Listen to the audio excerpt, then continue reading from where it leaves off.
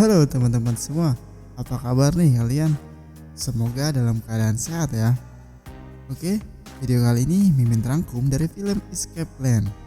Film yang diperankan oleh Sylvester Stallone ini menceritakan seorang pengusaha yang hobinya membobol sebuah penjara. Wah, ada aja ya pekerjaan yang super aneh nih. Jika penasaran, silakan tonton videonya sampai selesai dan kita mulai ceritanya. Film diawali dengan memperlihatkan keadaan penjara Federal Burnwater, Colorado. Para napi pengisi penjara itu sedang mengasah keterampilannya. Lalu mereka yang terlibat perkelahian dimasukkan ke ruang isolasi. Singkat cerita, seorang perempuan datang memakai mobil. Dia menuju arah lapas. Lalu tiba-tiba mobil yang dikendarainya meledak. Serentak para penjaga menjadi panik. Salah satu polisi penjaga mengecek ruangan isolasi di komputer. Polisi itu diperintahkan untuk memindahkan semua tahanan ke sel. Ketika menyebut salah satu napi, ternyata dia sudah tidak ada. Dia pun mengabarkan kalau ada satu tahanan yang kabur. Lalu terlihat mobil pemadam baru datang. Tapi salah satu anggota pemadam ada yang memisahkan diri dan masuk ke dalam mobil. Ternyata itu pria tua bernama Ray Berslin, si ahli melarikan diri dalam penjara. Dia dibantu oleh kedua rekannya, yaitu Abby dan Haas. Mobil mereka menepi. Ray diberikan koin dan dia menuju telepon umum. Melihat ada orang yang pakai baju tahanan berkeliaran, mobil itu pun langsung berhenti. Dengan santai, Ray menghubungi seorang walaupun sudah dikepung polisi. Lalu pria bertopi datang memberikan secuil kertas kepada salah seorang polisi. Ray terlihat kenal dengannya. Seorang kepala sipir datang dan pria bertopi ini bernama Lakrak. Lakrak merupakan CEO dari perusahaan keamanan independen. Perusahaan ini bertugas menguji keamanan maksimum penjara nasional dan disewa khusus oleh Biro Federal. Sedangkan Ray Berslin ialah orang yang ahli lolos dalam penjara, sekalipun itu penjara dengan tingkat keamanan yang maksimum. Lalu Ray menjelaskan bagaimana dia bisa lolos dari penjara itu. Dia hanya memerlukan 3 hal untuk meloloskan diri dari penjara. Ialah mengerti rutinitas, mengetahui tata ruangan, dan perlu bantuan luar. Dan Ray melihat kalau unit keamanan di lapas itu terlalu lemah, sehingga dia memanfaatkan lokasi unit pengamanan yang bersebelahan dengan pemadam untuk jalan meloloskan diri. Setelah mengetahui gambar, dia perlu mencari musuh agar dia bisa masuk ke area isolasi yang berada di unit pengamanan. Lalu Ray memperhatikan rutinitas setiap penjaga di situ. Setelah mengetahui rutinitas, Ray perlu pengalihan perhatian. Dia pun sudah menentukan tanggal dan jam penjemputan. Kepala sipir menanyakan pada tahap itu Ray masih terkunci di dalam ruangan. Untuk membuka, ia memerlukan kode. Ray menjawab, dia bisa mendapatkan kunci dari kotak susu yang penjaga berikan. Dia memanfaatkan lapisan yang tipis di dalam kotak itu untuk ditempel di tombol kunci. Setelah keluar, dia harus ke ruangan pengendali untuk memanipulasi CCTV. Dan sebelum pengalihan terdengar, dia sudah menuju mobil pemadam. Saat pengalihan sudah terdengar, dia pun sudah berada di dalam mobil pemadam. Dan seperti itulah strategi yang dilakukan Ray. Lalu Ray pulang dengan Abby. Singkat cerita, Ray kembali ke kantornya, melemaskan pinggul dan bersender di kursi kesayangannya. Lalu Ray bertemu Jessica Meyer, seorang agen CIA. Ternyata dia tertarik dengan pekerjaan Ray. Lalu agen ini menjelaskan ada salah satu penjara dengan fasilitas keamanan super canggih, khusus untuk para napi kelas kakap. Tapi agen ini meragukan keresmian penjara ini, karena semua fasilitas yang dibiayai oleh swasta. Dan semua napi yang masuk ke penjara ini sudah pasti hilang tanpa jejak. Agen ini menginginkan Ray untuk masuk ke sana, memastikan keamanan dan mengetahui apa yang sebenarnya yang dilakukan para petugas di sana terhadap para napi. Tapi hal yang paling penting, dia ingin tahu keberadaan penjara ini, karena tidak ada satu orang pun yang tahu keberadaan lokasi penjara ini. Ray menyetujuinya. Sembari menunggu jemputan, Haas, seorang IT, menyiapkan segala sistem keperluan Ray. Ray memakai nama samaran Anthony Portos dan Haas memasukkan setiap profil aslinya. Abby meminta Hush memasangkan alat pelacak di tangan Ray. Lalu Ray mulai berjalan ke seberang rumahnya menunggu jemputan. Lalu tiba-tiba orang menghampirinya dan orang bertopeng menyetrum Ray. Di dalam mobil itu alat pelacak yang berada di tangan Ray diambil dan dia dibius.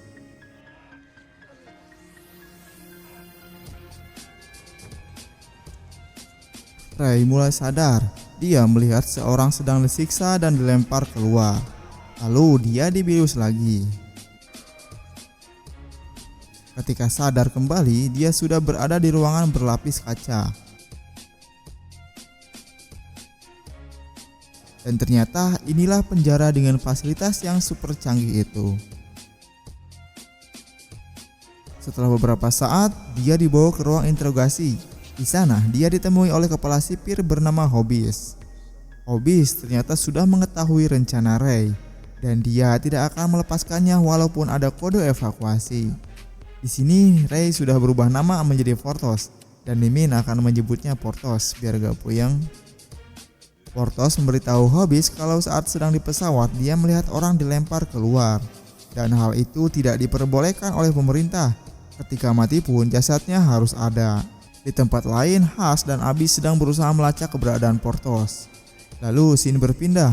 Para napi yang berada di tahanan akan dipindah ke Babylon, tempat para napi mengasah keterampilannya. Portos melihat napi yang sudah babak belur dan masih disiksa para petugas. Saat itu pun Portos didatangi gerombolan napi yang akan menyiksa dirinya. Setelah itu datang pria tua napi penghuni penjara itu. Dia menjuru gerombolan itu untuk menjauh. Pria itu bernama Amy Rothmeyer. Dia masuk ke situ karena membantu Victor Mayhew mencuri uang dari orang kaya untuk mendanai orang miskin. Dan pemerintah menangkapnya agar dia memberikan informasi tentang keberadaan Victor Mayhew. Di Babylon, Rothmeyer mengajak ngobrol Portos. Dia menawarkan bantuan kepadanya. Tapi Portos terus memperhatikan lingkungan itu. Melihat itu, Rothmeyer menanyakan tujuan Portos. Lalu dia menawarkan bantuan pertamanya. Portos ingin dia masuk ke ruang isolasi. Setelah deal, tiba-tiba Rothmeyer menghajar Portos.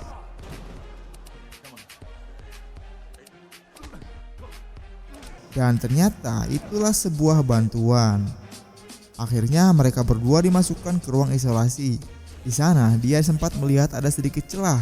Dan mungkin itu merupakan saluran air yang bisa dimanfaatkan untuknya melarikan diri. Setelah itu Portos dibantu oleh seorang dokter. Portos menanyakan keberadaan tempat itu, tapi dokter tidak memberitahunya. Saat ini pun Portos melihat kalau dokter itu mengalami tekanan dalam pekerjaannya. Lalu saat mereka akan digiring kembali ke sel, Rothmeyer menanyakan tentang siapa sebenarnya Portos sebelum dia masuk ke dalam penjara itu. Tapi Portos akan memberitahunya setelah dia membantunya kembali untuk mencarikan sepotong logam. Dan mungkin setelah dapat itu Portos pun akan membantunya untuk kabur dari penjara itu. Dia pun menyetujuinya dan meminta petugas untuk mengantarnya bertemu dengan Hobbs. Di sana dia akan memberitahu keberadaan Victor Mayhew. Hobbs hanya memberi waktu 10 detik. Tapi Rothmeyer terus mengulur waktu itu.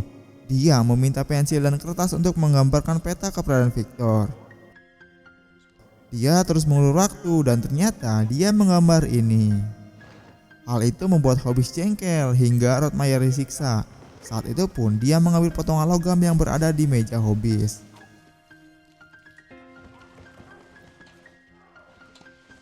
Setelah mendapatkan logam, kini Rothmeyer meminta Portos memberitahu janjinya. Dia pun memberitahu Rothmeyer tentang siapa Portos sebenarnya. Kali ini Portos merasa kalau dia sudah dijebak. Ada seseorang yang menginginkannya untuk tinggal di sana selamanya. Tapi Portos akan mencari tahu siapa orang itu. Dia pun meminta Rothmeyer agar mereka masuk lagi ke ruang isolasi. Lalu saat makan, Portos mulai membahas rencana pelariannya kepada Rothmeyer. Dia melihat di ruang isolasi itu ada panel yang mungkin bisa leleh akibat lembab. Dan logam yang dia dapatkan akan dimanfaatkan untuk memantulkan cahaya mengarah ke panel itu. Lalu Rothmeyer diminta untuk mengulur waktu agar petugas berfokus kepadanya. Lalu mulailah Rothmeyer mencari gara-gara. Dia mendatangi Javed untuk menantang berkelahi. Seketika itu pun keributan terjadi di Babylon. Dan mereka yang terlibat dimasukkan ke dalam ruang isolasi. Disitulah Portos mulai menjalankan rencananya. Hingga akhirnya dia berhasil membuka pintu baja itu dan turun. Dia pun menyusuri area bawah dan melihat ada tangga mengarah ke atas. Lalu dia menaiki tangga itu. Saat dibuka, dia terlihat terkejut karena ternyata penjara itu ialah sebuah kapal besar dan berada di tengah laut. Setelah mengetahui itu, dia pun segera kembali. Lalu Shin berpindah memperlihatkan Hobbes sedang melakukan pembicaraan dengan Lark, yaitu rekan Ray. Dan ternyata Larklah yang menjebak Ray. Dia menginginkan Ray berada di situ selamanya. Dia pun memberitahu Hobbes kalau Victor Mannheim masih berkeliaran dan masih melakukan aksinya. Dia menekan Hobbes agar segera mendapatkan informasi tentang Victor Mannheim dari si Rottmeier. Karena mengetahui Rottmeier dekat dengan Portos, Hobbes lalu menyuruh petugasnya untuk menyiksa Portos. Karena berkat Portos, Rottmeier jadi mengulur waktu atas informasi tentang Mannheim. Ya, tadinya si Rottmeier ini akan beritahu tentang keberadaan si Victor Mannheim, tapi ketika akrab dengan si Portos, si Rottmeier ini jadi lama dan bahkan mungkin akan mempermainkan si Hobbes. Makanya dari itu, Hobbes meminta petugasnya untuk menyiksa si Portos. Atas hal itu membuat Portos putus asa. Dia tidak yakin akan bisa keluar dari situ setelah mengetahui panjang dari kapal itu 1000 kaki lebih dan tinggi 200 kaki. Tapi Rottmeier terus memberinya semangat. Sementara di kantor, Has mendapatkan informasi tentang sebuah penjara yang ilegal dijalankan oleh mantan militer dan mungkin Ray berada di situ. Tapi dia tidak mengetahui lokasi penjara itu. Ray mulai kembali merencanakan pelariannya setelah mendapat semangat dari Rottmeier. Sekarang dia mulai memperhatikan semua penjaga di situ. Dia mulai memperhatikan rutinitas setiap penjaga. Setelah mengetahui rutinitas, dia perlu mengetahui keberadaan lokasi kapal itu. Dia berusaha untuk menemui dokter dan meminta tolong dokter itu untuk menolongnya. Tapi dokter itu menolaknya. Lalu Ray membuat rencana lain. Dia merakit sextant, alat pengukur derajat yang bahannya dia dapatkan dari para napi di situ. Hobbes yang melihat Ray dan Rottmeier merencanakan sesuatu, dia pun memisahkan Ray ke ruang lain dan dia tidak akan diizinkan untuk keluar, sekalipun itu mau mandi. Di situ Ray membicarakan tentang keberadaan Victor Mannheim dan dia dekat dengan Rottmeier. Kemungkinan dia bisa mendapatkan informasi tentang Mannheim dari Rottmeier karena Rottmeier sudah percaya kepadanya. Akhirnya Ray kembali dibebaskan. Lalu dia mulai memberikan informasi palsu tentang Mannheim secara rinci. Lalu Rottmeier menghampiri Japet. Terlihat Japet masuk ke ruang interogasi. Dia akan memberitahu bahwa ada napi yang akan melarikan diri. Dia akan memberitahu Hobbes setelah dia memenuhi keinginannya. Terlihat malam hari Japet sedang berdoa di area terbuka. Dia pun menggunakan alat yang dibuat Portos untuk melihat titik koordinat. Setelah mengetahui titik koordinat, Portos mulai mengetahui keberadaan lokasi penjara itu. Dia kembali menemui dokter dan meminta dokter itu untuk ke ruangan Hobbes melihat buku ciptaannya.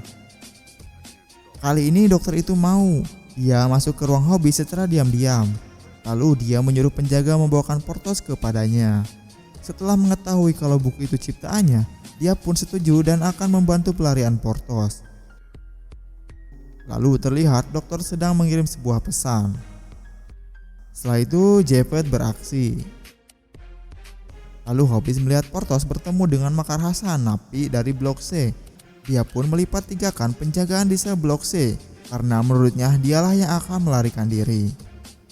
Lalu penjagaan dikerahkan ke sel Blok C dan ternyata di sel Blok C hanya sebagai pengalihan saja.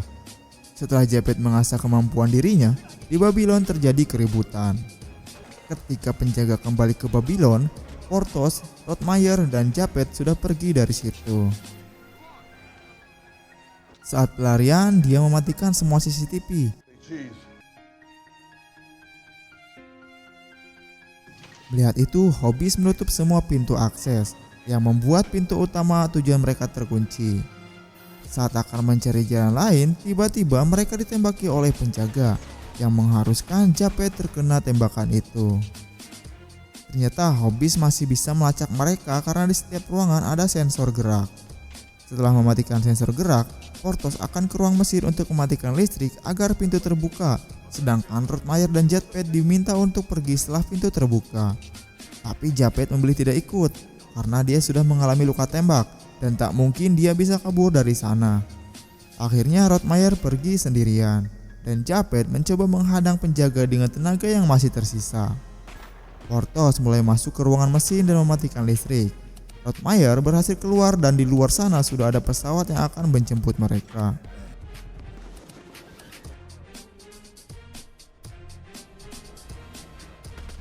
Saat itu Hobbes sudah sampai di ruangan mesin. Mengetahui sudah tidak ada jalan, Porthos masuk ke dalam tangki air. Karena itulah jalan satu-satunya. Setelah listrik nyala kembali, tangki itu memuntahkannya keluar. Untung semua tepat waktu.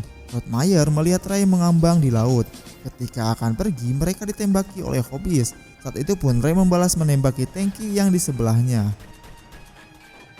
Dan akhirnya, boom, Hobbes terbakar di tempat. Lalu mereka berhasil kabur. Di sini Rottmeier dijemput oleh Jessica Mayor yang ternyata itu adalah putrinya. Dan ternyata Victor Mannheim itu ialah dirinya sendiri. Lalu di akhir film, Hush yang mengetahui Locke dalang dari semua ini, dia membius Locke dan menempatkannya di tempat yang begitu jauh.